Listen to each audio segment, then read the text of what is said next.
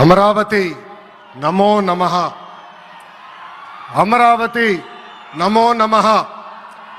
అమరావతి నమో నమః.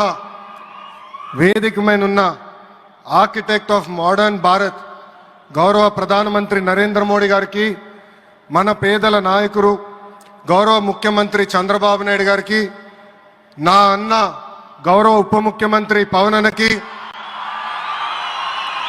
వేదికమైనున్న ఇతర గౌరవ పెద్దలకు, ప్రాణాలు సైతం లెక్క చేయకుండా అమరావతి కోసం పోరాడిన రైతులకు, ప్రజలకు నా హృదయపూర్వక నమస్కారాలు. ముందుగా పహల్గామ్ ఉగ్రవాద దాడిలో చనిపోయిన వారికి నేను నివాళులర్పిస్తున్నా. ఉగ్రవాదుల దాడిలో చనిపోయిన వారి కుటుంబానికి దేశం మొత్తం అండగా నిలబడుతుంది. పాకిస్తాన్ గీత దాటింది, అమాయకుల్ని చంపింది, చాలా పెద్ద తప్పు చేసింది. ఒక్క పాకిస్తాన్ కాదు, 100 పాకిస్తాన్లు వచ్చినా భారతదేశ నేలపై మొలిచిన గడ్డి కూడా పీకలేరు. 100 పాకిస్తాన్లకు సమాధానం చెప్పే ఒక్క మిసైల్ మన దగ్గర ఉంది. ఆ మిసైల్ ఏంటో తెలుసా? నమో గౌరవ ప్రధానమంత్రి నరేంద్ర మోడీ గారు. సింహం ముందల ఆటలు ఆడకూడదు, ఆడితే ఏమవుతుంది?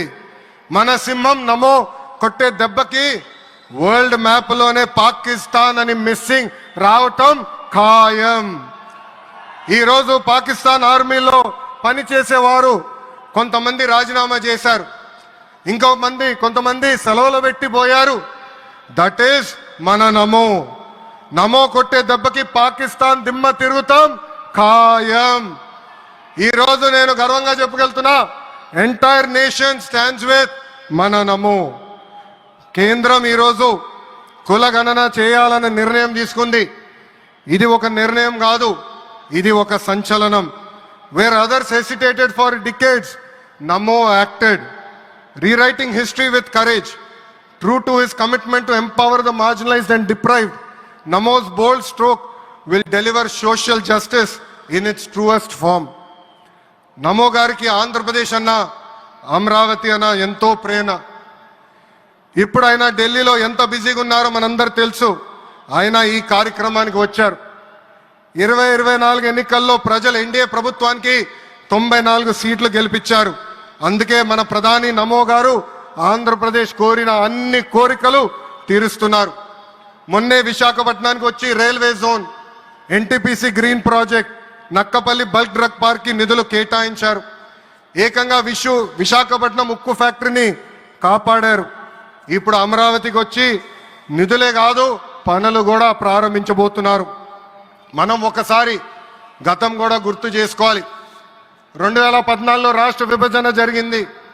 కట్టుబట్టలతో మెడబట్టి మన బయటికి గెంటేశారు. ఎక్కడి నుంచి పరిపాలించాలో తెలియని పరిస్థితి. కానీ మన సిబిఎన్ గారికి సంక్షోభాలు కొత్త కాదు. ఒక పక్కన సంక్షేమం, మరో పక్కన అభివృద్ధి చేసి చూపించారు. అందరి ఆమోదం తెలిపిన తర్వాతనే అమరావతి రాజధానిగా ప్రకటించారు. రైతులు చేసిన త్యాగం వల్ల ఈరోజు అమరావతి ఏర్పడింది. ఒకే రాజధాని, అభివృద్ధి వికేంద్రీకరణ అనే ఎజెండాతో మన ప్రభుత్వం ముందరికెళ్ళింది. రాయలసీమను ఎలక్ట్రానిక్స్, ఆటోమోటివ్, రెన్యూవబుల్ ఎనర్జీ హబ్గా తయారు చేశాం. గోదావరి జిల్లాలో ఆక్వాని పెద్ద ఎత్తున ప్రోత్సహించాం. ఉత్తరాంధ్రలో ఐటీ, ఫార్మా కంపెనీలు కూడా ఆనాడు మనం తీసుకొచ్చాం. కానీ 2019 నుంచి 24 వరకు విధ్వంస పాలన మనం చూసాం. మన సిబిఎన్ పై ఉన్న వ్యక్తిగత కక్షతో అమరావతి